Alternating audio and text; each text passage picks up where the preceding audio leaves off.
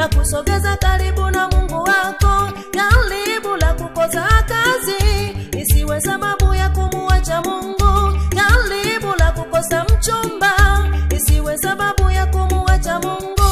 Jaribu katika ndoa yako isiwe sababu ya kumuacha Mungu. Jaribu la kukosa mtoto isiwe sababu ya kumuacha Mungu. Kumbuka hata Hana alipata mtoto uzeeni. Jaribu katika ndoa yako isiwe sababu ya kumuacha Mungu.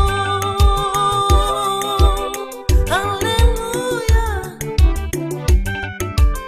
Ndugu yangu mpendwa, yakupaswa usirudi nyuma. Majaribu yasikufanye umwache Mungu. Songa mbele, yeye anakuona, anakutazama. Usirudi nyuma kwa sababu ya majaribu yanayokuja. Majaribu ni mtaji wa kuongeza imani. Majaribu ni kipimo cha kuongeza imani. Majaribu ni mtaji wa kuongeza imani. Majaribu ni kipimo cha kuongeza imani. Ujaribiwapo usitende dhambi.